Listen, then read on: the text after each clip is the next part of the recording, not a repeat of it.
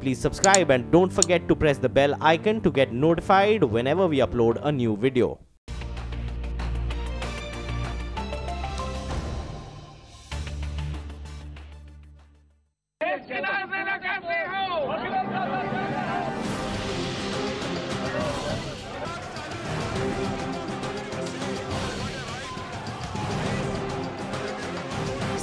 NRC का मूल कहां है वो नहीं कहा। इनिशिएटिव ले रहे हैं, आपके ही प्रधानमंत्री ने, कांग्रेस पार्टी के प्रधानमंत्री ने लिया हुआ initiative. Is the BJP claiming that all the 40 lakh people who are excluded foreigners?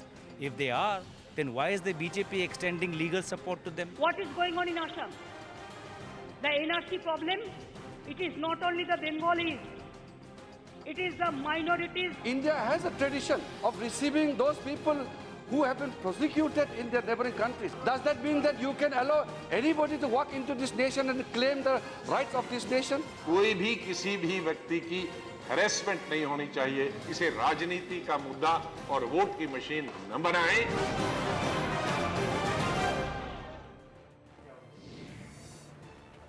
While a retired army Subadar, a sitting MLA and a nephew of a former president of India, these three are among the over 40 lakh people in Assam who could lose their Indian citizenship. The controversy over the National Citizen Register has hit fever pitch today as it rocked both houses of parliament. BJP President Amit Shah slamming the opposition, claiming that the Congress did not have the courage to implement the Assam Accord that was signed by Rajiv Gandhi in 1985. West Bengal Chief Minister Mamata Banerjee is in the national capital. She has called this a move to divide people. She has warned of a civil war and a bloodbath. An FIR, meanwhile, has been registered against Mamata Banerjee in Assam for these remarks. The Supreme Court has stepped into the matter and has ordered that no coercive action be taken against anyone named in the draft list, because remember, this is currently a draft. We're now joined by Congress spokesperson Zarita Laitfang, Abhijit Sharma, president of the Assam Public Works and petitioner of the NRC, TMC MLA Mahua Moitra, BJP spokesperson Amit Malviya, and the former DJP of Assam, Mukesh Sahai. Appreciate you all joining us here on the program. Amit Malviya, I'd like to start by asking you, today we heard from your party president, Mr. Amit Shah, saying that the 40 lakh that have not found themselves in the NRC, that are excluded from the NRC, suggesting that not a single person who's been left out from the NRC is an Indian citizen. If you extrapolate that, then it would mean that the 40 lakh that have not been included in the NRC, in fact, are not Indian citizens. This, you yourself admit, is only a draft. People have been given time to present their objections, to present their documentation, etc. Why then is your party taking a stand already preemptively, claiming that all 40 lakh who don't find themselves in the NRC are illegal and not Indian citizens?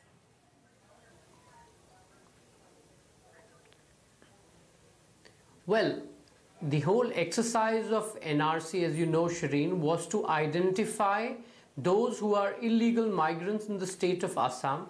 This is being done under the supervision of the Supreme Court, and therefore it is very natural to say that the first draft list that has come out, and those who haven't found their name in that list, are obviously illegal migrants into the state and therefore in the country. But the law provides for 2 levels of review to those who are left out, and if they can actually produce a document which says that they have had citizenship in the state of Assam post 1971, which is the cutoff that came into being after the Assam Accord was announced in 85. Unlike 1951 for the rest of the country, he or she would be taken as citizen of this country. So there is going to be a process of appeal that is available to everybody there.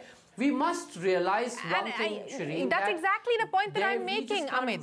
No, one second. Look, this is I'm sorry, one minute. I'm not suggesting for a second that you wish away that there may be illegal migrants in the country. I'm asking you a very specific question, and you pretty much answered that in your opening statement. When this is a draft, which you have acknowledged yourself that there is an appeals process, why then should your party president go on record to state that not a single Indian citizen finds him or her out of the NRC? That prejudices the matter, doesn't it? And my second question to you, I'm looking at a Twitter hashtag that is trending, which you yourself have used to tweet, NRC for Secure India. Isn't this scaremongering, Amit Malviya?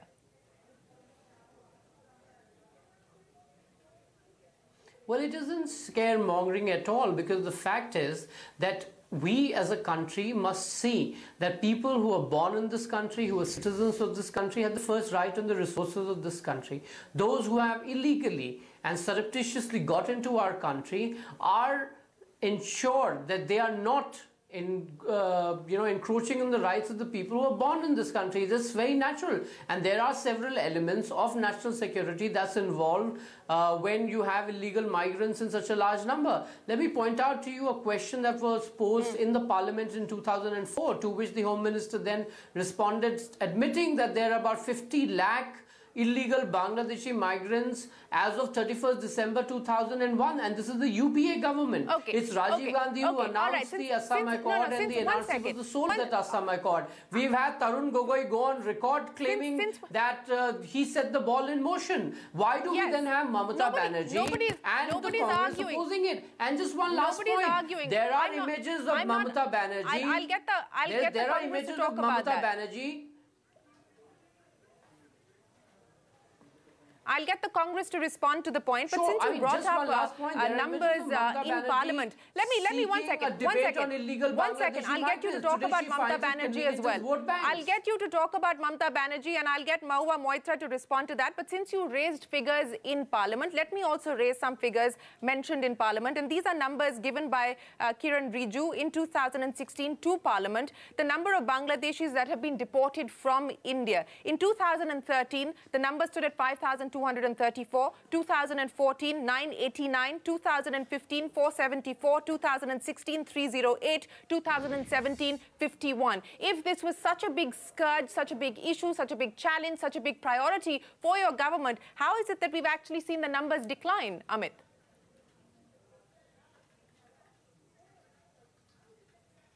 Well, you know, first of all, there has been talk about illegal migrants in this country, but so far there has been no attempt to identify them. What's happening in Assam under the Supreme Court monitored investigation is the first step towards identifying that these people exist. And that is what we're doing. Sir, I know what it is. Amit Malviya, please, a specific question. I've got other panelists waiting. I'm asking you if, as you have pointed out on this program, this is such a matter of national security, it impinges on our resources, etc., then why is it that since 2013 to 2017, numbers given by your government to Parliament, the number of Bangladeshis deported out of India has only declined, and declined quite significantly, from 5,234 in 2013 to 51 in 2017?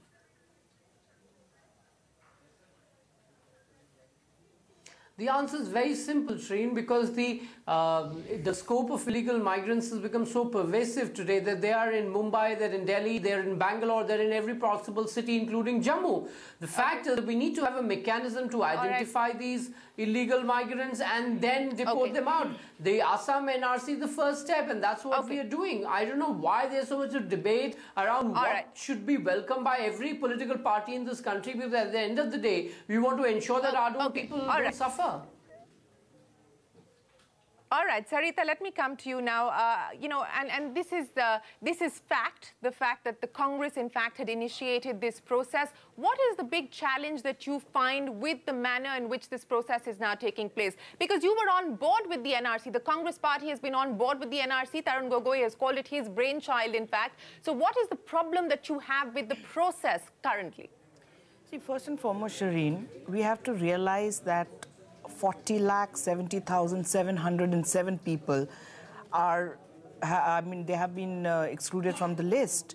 50,000 government officials on the ground trying to get it implemented, but they're not being able to. 1,200 crores, where did the money go? Nobody knows. 29 lakh women are affected. Why?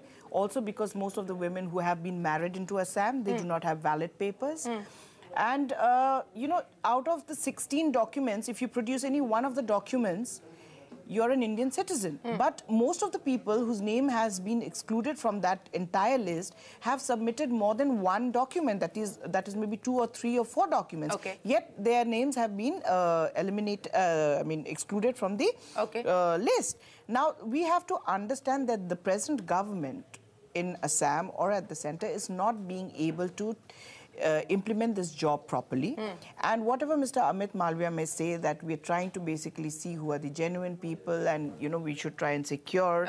And when we're looking at internal security, well, I'd like to tell him this, that first and foremost, you have to see who is actually not taking care of the internal security. It is your party that is not doing it. Look at Arunachal, look at Doklam. What are you all doing there? You all are not doing anything. Let's not digress. Let's stick with the NRC. So your objection primarily, the Congress party's objection primarily is that the process is being done shoddily. That's it. In principle, you're okay with the NRC because it's something that you have agreed to historically, but you oppose the manner in which it's being implemented on the ground. Mahua Moitra, let me come to you because it's your party leader, Mamta Banerjee, who is vociferously campaigning against the NRC. In fact, in the national capital, currently meeting with the Home Minister. What is your objection as the TMC, Mahua, to this entire process? The entire process, you have to see what the narrative, the narrative which the BJP is going on, has started now, is a very dangerous narrative.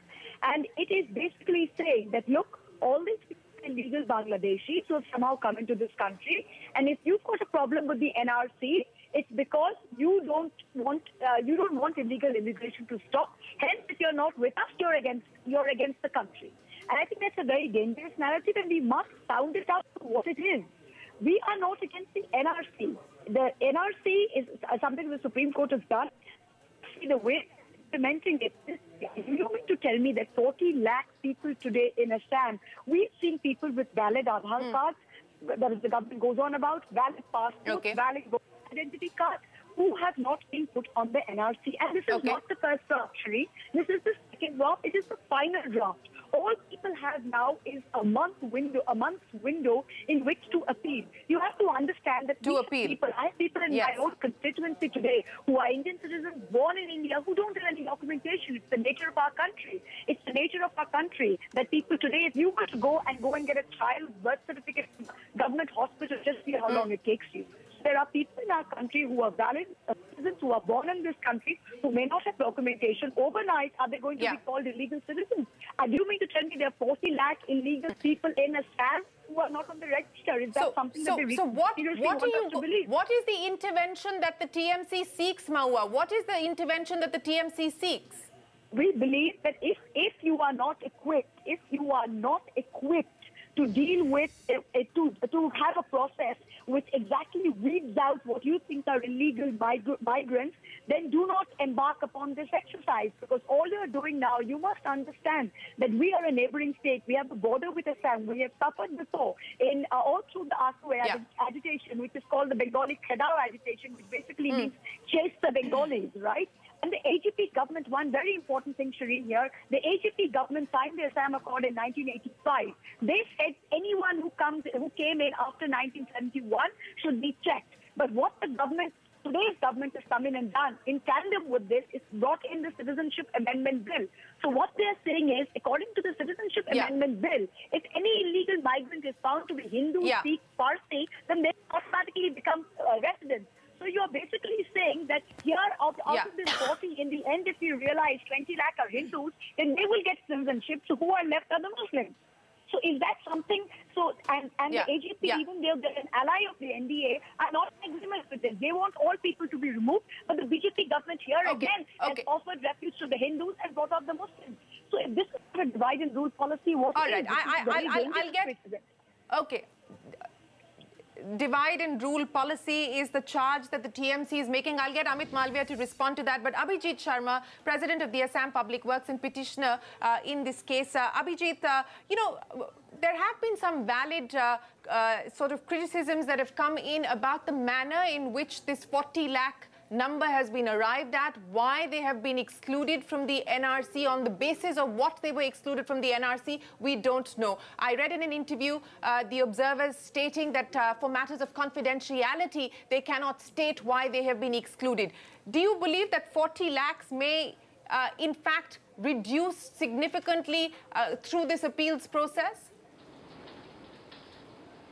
Now, first of all, you have to go to the history that in 2009, when we filed a case in the Supreme Court, 274/2009, in a prayer we said that there are 41 lakhs access Bangladeshi voter in 2006 Assam voter list. Later on in 2012, Government of India and Assam, the Congress, that time the Congress, they suggest that we will update the NRC 1951, and the process is going on under monitoring of Supreme Court. Now the thing is 40 lakhs, what the figures came out yesterday. Everyone are shouting on the 40 lakhs, but the figure came out because of the valid documents.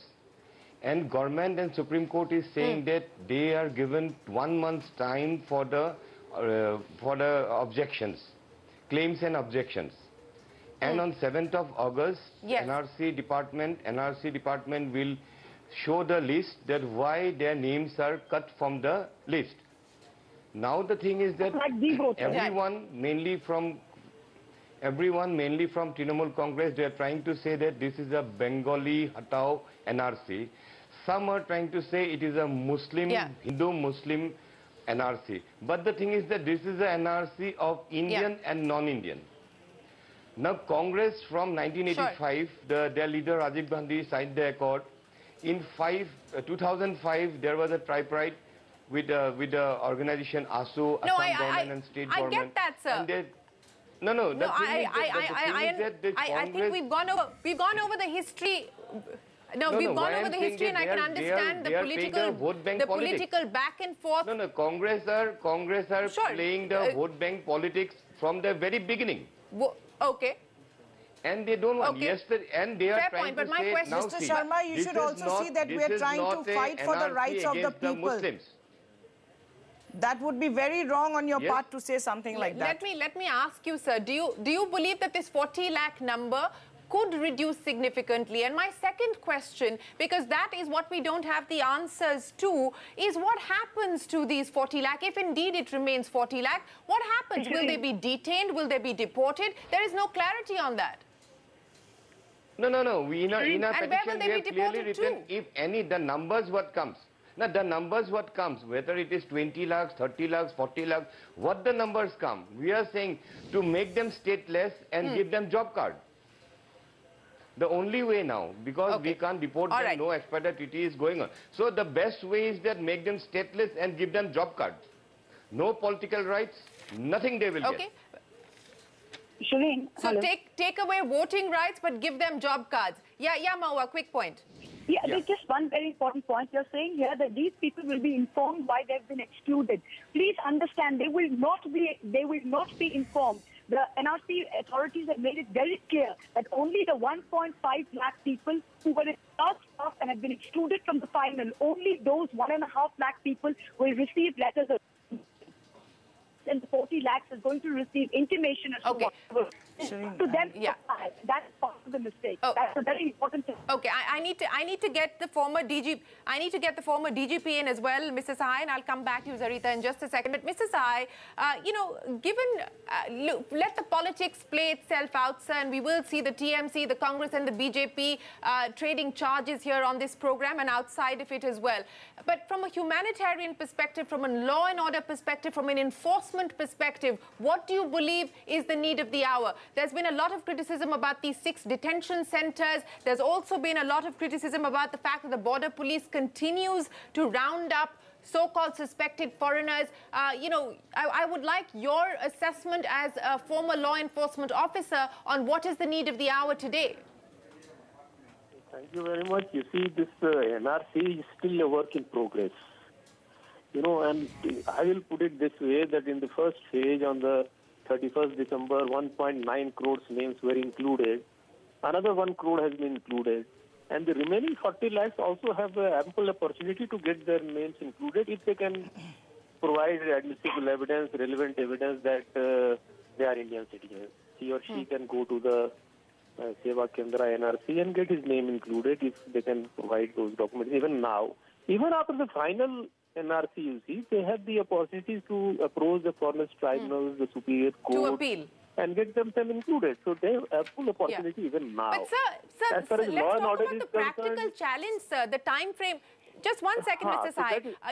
The practical challenge involved of 40 lakh people trying to get themselves verified with the tribunal in the kind of time frame that we're talking about. Is this practical? Is this realistic? So you see, number one, this whole exercise has been a difficult exercise right from 2013 is going on.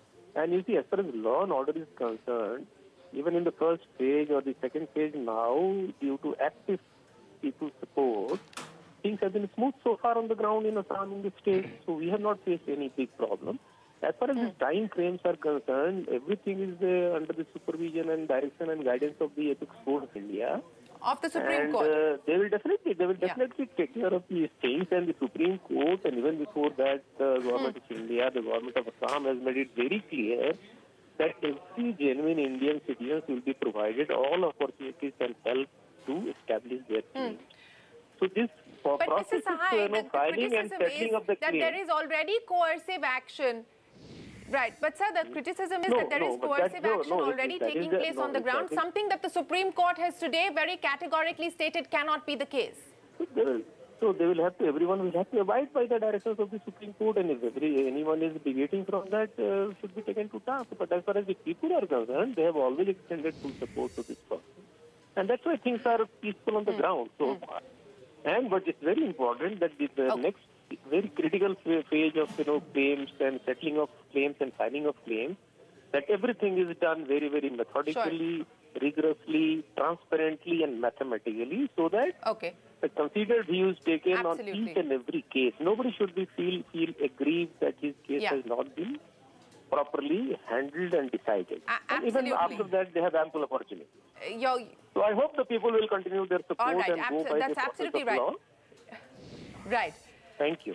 Zarita, isn't that the need of the hour, that you actually appreciate your comments there, Mr. Sahai? Isn't that the need of the hour to ensure? Now, this is a court-mandated, Supreme Court-mandated process. There is no going back on it. Shouldn't political parties set aside their political bickering to ensure that this process is carried forward smoothly? Shireen, there are just two things before I get to your question. First and foremost, Mr. Amit Malviya said that this is the first list. I just wanted to correct him. This is not the first list. This is the second list. And I can realize his knowledge being limited to just that 140 characters. So I maybe said it's he a must have draft forgotten. list. I did not say first or second list. No, you said it's the first list. You did say because I noted that. I have said and the second thing is Mr. Abhijit Sharma said that it's a matter of Indian and non-Indian. Okay. Now, I was in a conversation with Mr. Abhijit Sharma, and he will also agree to it.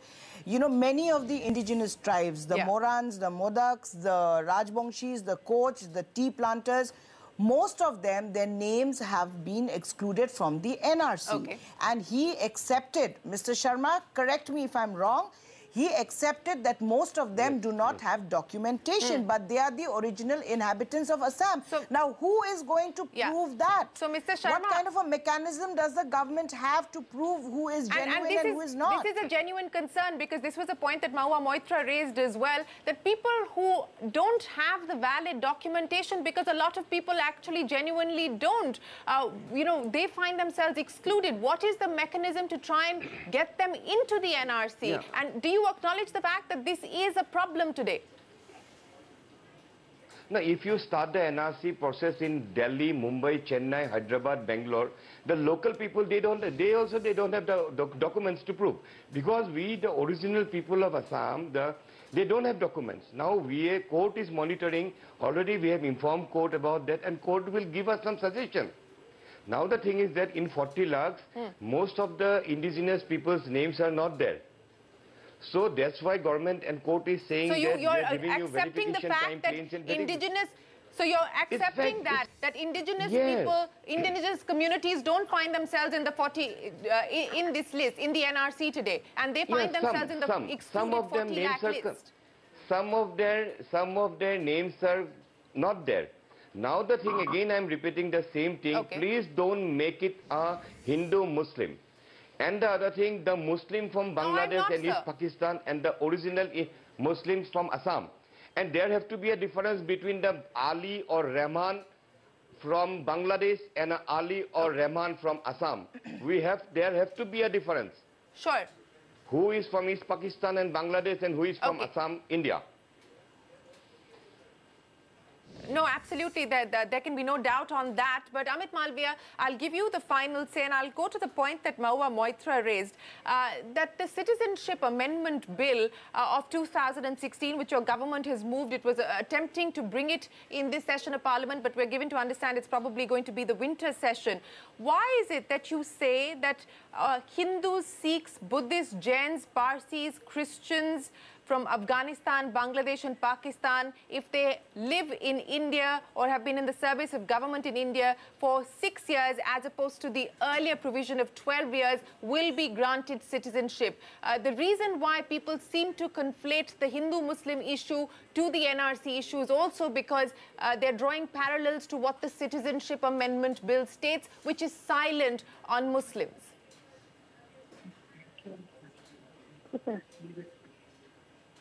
Well, for two reasons. Because there's a difference between illegal migrants and there's a difference between those who have been given a refugee status in this country. There's also a legitimate treaty which gets signed between two countries. For example, there's one between us and Nepal. And the fact is that the Indian subcontinent has had people from these communities who are basically indigenous people spread around, and therefore that's what it reflects in the bill. But the important point here, Shireen, is what everybody seems to be missing in their desire to make this a Hindu, Muslim or a communal issue, that there are indeed as many illegal migrants here. And I don't identify them with their religion, but I identify them with the fact that they're illegal and they've got into our country with dubious means. The fact is that even when Kiran Rijiju in 2016 said that there are about 2 crore illegal migrants here, then imagine if you just conflate it to the 40% that the UPA said. For Assam, it's about 80 lakhs. And here we have a situation where the NRC has excluded about 40 lakh people. There are 2 levels of scrutiny that are still available to people. The governments of, Uttar Pradesh, Bihar, and other states from where people have migrated are assisting these people with the documents. It's a very evolved process. It's going on. To expect that everything will be right in the first draft is expecting too much for a problem that's been around for almost 4 decades. I want to close this, and I'll ask you that question, Mahua Moitra. Himanta Biswa Sarma, the finance minister, we've lost that line. So let me ask you. Zarita, Himanta Biswa Sarma, the finance minister of Assam, in his conversation with us yesterday said that other states should also take some of the load and distribute the illegal migrants. Now, we've already seen Mamata Banerjee say that, look, we will open up our borders if it comes to that. Is this again practical? Today, the Supreme Court has not given any directions on the call for biometrics to be taken off the 40 lakh. I mean, what is the way forward now? Whether it's 40 or 20 or 10, eventually whatever that number is, is this business of distributing these illegal migrants, as Mr. Biswa Sarma seems to suggest, a way forward? See, first and foremost, let the list come out, which has the total number of immigrants. Then we can see what kind of rehabilitation programs have to be undertaken. And the government, who's in power today, should decide. And if they think they're incapable, they should not have fast-tracked this entire process. And what we only want is that the entire process should be transparent. Right. And there should be no discrimination and no racial filing. Okay, no racial profiling. Mahua, final say to you, the finance minister of Assam saying that states should take on some of the load and distribute the illegal migrants as and when this process is complete. We heard from your chief minister yesterday saying that, look, we will open up our borders. Is that a realistic, ask, Mahua?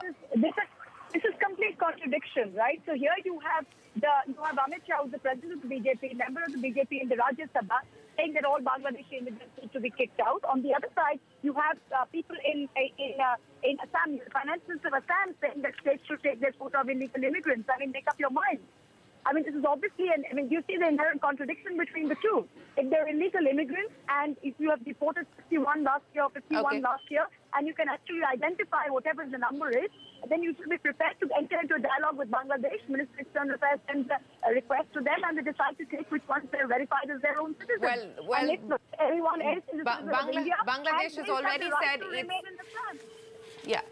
and they have the right to remain. Well, Bangladesh for now has said that this is a matter that India must deal with internally. It has nothing to do with Bangladesh. But this story will, of course, continue to develop. We do hope that this process is carried forward with transparency. And of course, this is court monitored as well. And we hope that that will, in fact, be the case. Zarita, Abhijit, Maua Moitra, Amit Malviya, and Mukesh Sahai, appreciate you joining us here on CNBC TV18's Political Exchange. Thanks very much for your time.